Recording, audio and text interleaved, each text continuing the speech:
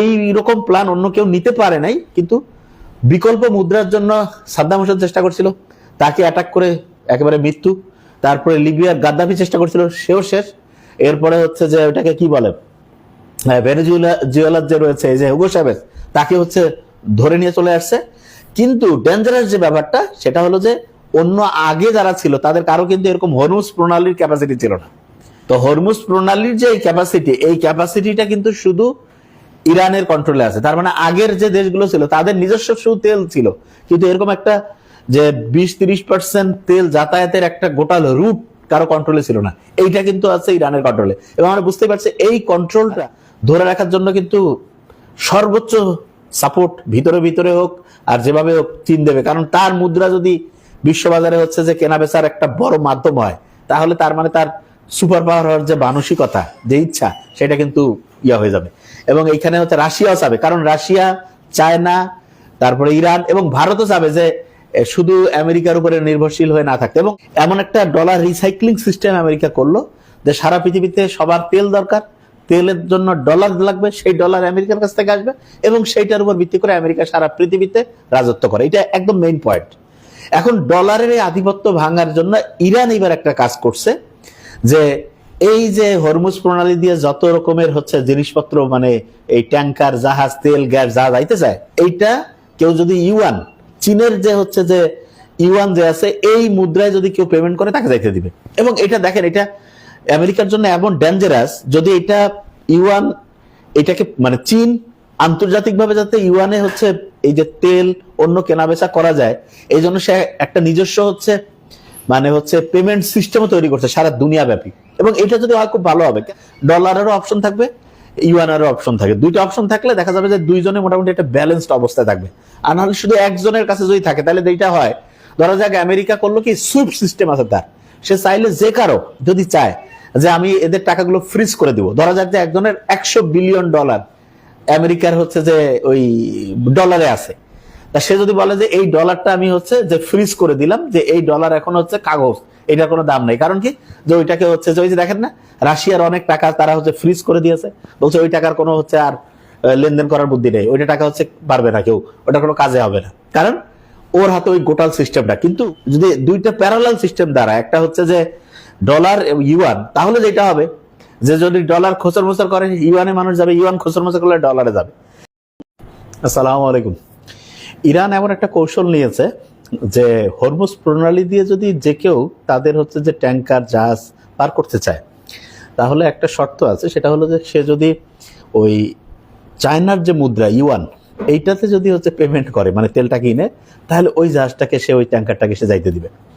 তো এইটা কিন্তু আমেরিকার যে সারা পৃথিবীতে যে প্রভুত্ব, তার যে হচ্ছে সুপার পাওয়ার হিসেবে যে অবস্থানটা, এটার সবচেয়ে বড় যে ইন্ডিকেটর, সেটা হচ্ছে ডলারের যে ক্ষমতা।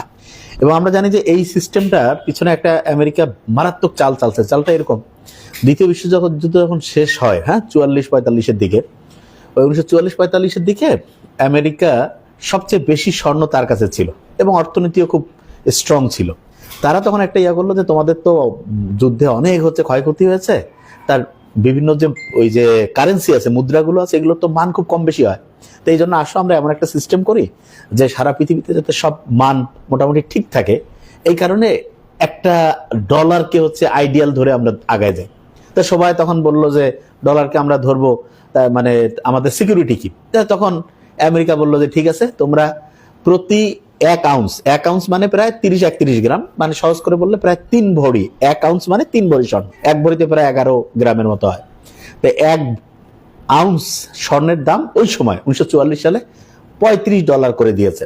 বলছে যে দেখো, তোমরা যত ডলার আমাদের কাছ থেকে নিবা, সেটার বিপরীতে আমাদের এখানে স্বর্ণ থাকবে, যে কোনো সময় তুমি চাইলে আমাকে বললা যে ঠিক আছে, আমি আমার $35 দিলাম, আমাকে 1 আউন্স স্বর্ণ দিয়ে দাও, আমরা তখন দিয়ে দিব। সবাই বললো ঠিক আছে, খুব ভালো কথা।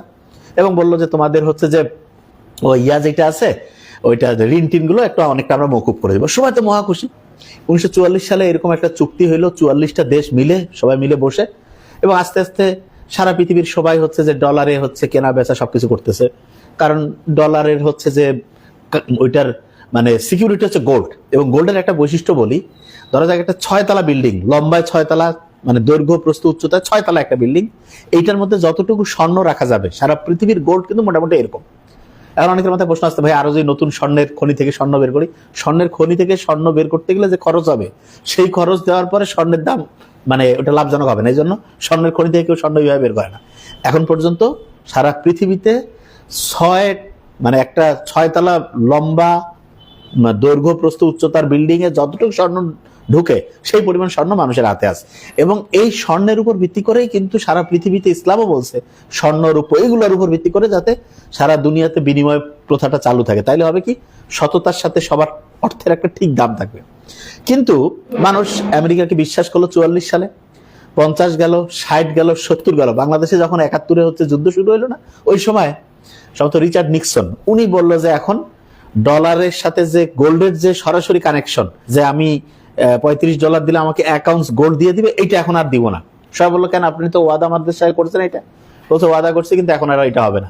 এবং সবাই তখন চিন্তা করলো না আমি আর ডলার রাখবো না, জিনিসটা বোঝার চেষ্টা করে। তখন 71-এর পর থেকে 72 গেল, ডলারের তো মানুষ চিন্তা করতেছে আমি এই কাগজ দিয়ে কি করবো, আমার যদি স্বর্ণই না দেয়। 73-এ যুদ্ধ লাগলো মধ্যপ্রাচ্যে, যুদ্ধের পরে আবার তেলের দাম খুব কম বেশি হয়ে গেল। তার ঠিক 1 বছর পরে 1974-এ সৌদি আরবের সাথে আমেরিকা একটা ডিল করলো। ডিলটা এরকম যে যত তেল বিক্রি হবে সব ডলারে কেনা হবে, মানে ডলার ছাড়া কেউ তেল কিনতে পারবে না। এবং এই সৌদি আরবের যে মানে এই সিকিউরিটির ব্যবস্থাটা করবে আমেরিকা। বাস ডিল যখন হয়ে গেল, তখন সৌদি বলল কি যে আমি যত তেল বেচবো সব ডলারে পেমেন্ট করতে হবে। তার মানে কি, যে কেউ যদি তেল কিনতে চায় তার ডলার দিতে হবে। আর ডলার কার কাছে? আমেরিকার কাছে। তার মানে যার কাছে যেই ডলার আছে সেই ডলারটা তার খরচ করতে হবে, না হলে তো সে তেল আনতে পারবে না। তেল তো সবারই লাগে। আর তেল যখন সৌদি আরবের কাছ থেকে তেল কেনার সময় যখন ডলার দিল, ওই ডলারটা আবার কোথায় আসলো? সৌদির কাছে আসলো না, সৌদির ওই ডলারটা আবার আমেরিকাকে দিল। আমেরিকার বিভিন্ন যে ওই যে ওয়াল স্ট্রিট জার্নাল, এই যে আর কি বলে ওইটা, ওদের যে যে যত স্টক এক্সচেঞ্জ আছে, হ্যাঁ, সব জায়গায় যে ওই ডলার ওরা ইনভেস্ট করলো। তার মানে এমন একটা ডলার রিসাইক্লিং সিস্টেম আমেরিকা করলো যে সারা পৃথিবীতে সবার তেল দরকার, তেলের জন্য ডলার লাগবে, সেই ডলার আমেরিকার কাছ থেকে আসবে এবং সেইটার উপর ভিত্তি করে আমেরিকা সারা পৃথিবীতে রাজত্ব করে। এটা একদম মেইন পয়েন্ট। এখন ডলারের এই আধিপত্য ভাঙার জন্য ইরান এবার একটা কাজ করছে, যে এই যে হরমুজ প্রণালী দিয়ে যত রকমের জিনিসপত্র, মানে এই ট্যাঙ্কার, জাহাজ, তেল, গ্যাস যা যাইতে চায়, এইটা কেউ যদি ইউয়ান, চীনের যে ইউয়ান যে আছে, এই মুদ্রায় যদি কেউ পেমেন্ট করে তাকে যাইতে দিবে।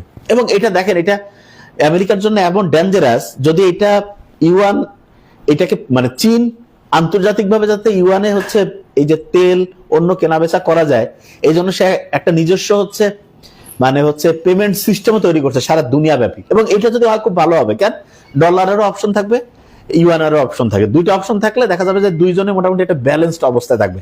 আর নাহলে শুধু একজনের কাছে যদি থাকে, তাহলে এইটা হয়, ধরা যাক আমেরিকা করলো কি সুইফট সিস্টেম আছে তার, সে চাইলে যে কারো যদি চায় যে আমি এদের টাকাগুলো ফ্রিজ করে দিব, ধরা যাক যে একজনের $100 বিলিয়ন আমেরিকার যে ওই ডলারে আছে, তা সে যদি বলে যে এই ডলারটা আমি যে ফ্রিজ করে দিলাম, যে এই ডলার এখন কাগজ, এটার কোনো দাম নেই। কারণ কি, যে ওইটাকে যে ওই যে দেখেন না, রাশিয়ার অনেক টাকা তারা ফ্রিজ করে দিয়েছে, বলছে ওই টাকার কোনো আর লেনদেন করার বুদ্ধি নেই, ওইটা টাকা পারবে না কেউ, ওটা কোনো কাজে হবে না, কারণ ওর হাতে ওই গোটাল সিস্টেমটা। কিন্তু যদি দুইটা প্যারালাল সিস্টেম দ্বারা, একটা যে ডলার ইউয়ান, তাহলে যেটা হবে যে যদি ডলার খোঁচর মোচর করে ইউয়ানে মানুষ যাবে, ইউয়ান খোঁচর মোচর করলে ডলারে যাবে।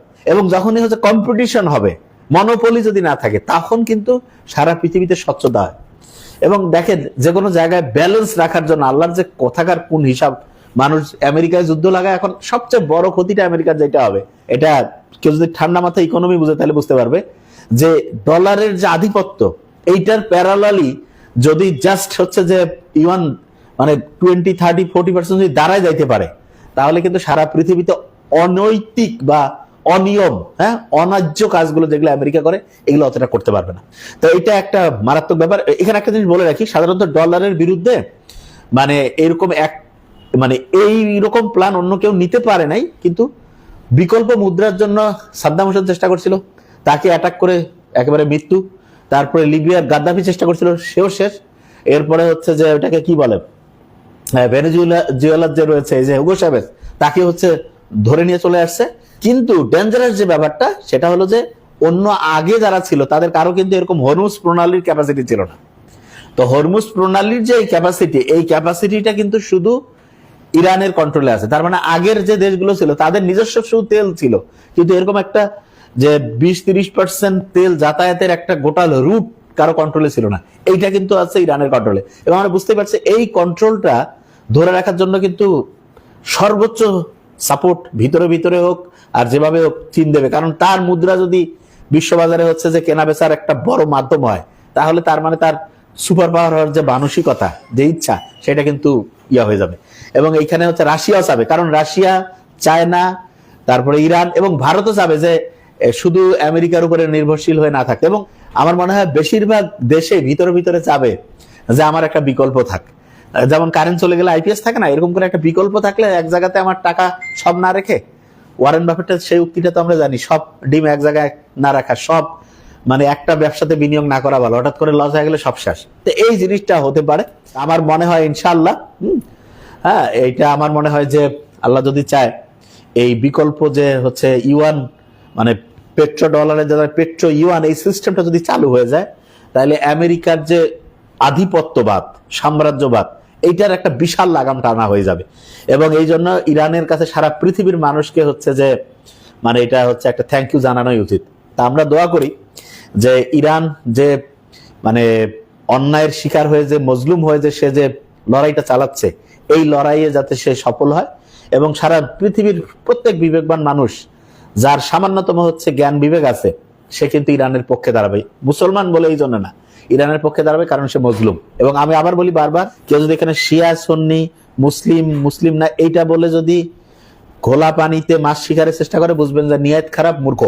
এই জন্য যে মজলুম, যে হচ্ছে আক্রমণের শিকার হয়েছে, তার পক্ষে প্রত্যেকের দাঁড়ানো উচিত। এবং আমেরিকা থেকে শুরু করে, এবং দেখেন আমেরিকার ওই যে জো ক্যান্ট, যার কথা বলছিলাম, যিনি হচ্ছে যে গত ভিডিওটা আমরা বলছিলাম যে কাউন্টার টেরোরিজমের যে হচ্ছে সারা পৃথিবীব্যাপী যে আমেরিকা যে হচ্ছে যুদ্ধ পরিচালনা করে, সেইটার যিনি একেবারে মানে ডিরেক্টর ন্যাশনালি, উনি কিন্তু নিজে হচ্ছে পদত্যাগ করছেন। তার মানে দেখেন কত ভালো মানসিকতা। দেখেন উনি নিজে এটা মানে আর নিতে পারতেছিল না যে এরকম একটা অন্যায় যুদ্ধ আমি কেন করব, এবং ইসরায়েল এবং অন্যদের হচ্ছে প্ররোচনায় পড়ে একটা যুদ্ধ করে একটা দেশকে ধ্বংস করবে, নিজের আমেরিকারও ক্ষতি হবে। এবং আলটিমেটলি আমেরিকা থেকে শুরু করে সারা পৃথিবীতে যারা বিবেকবান মানুষ, প্রত্যেকেই আমেরিকা এবং ইসরায়েলের এই অনৈতিক যুদ্ধের বিরুদ্ধে কথা বলবে এবং একই সাথে ইরান যাতে হচ্ছে ভালো করে, এই জন্য সবাই দোয়া করবে। Thank you so much. আসসালামু আলাইকুম।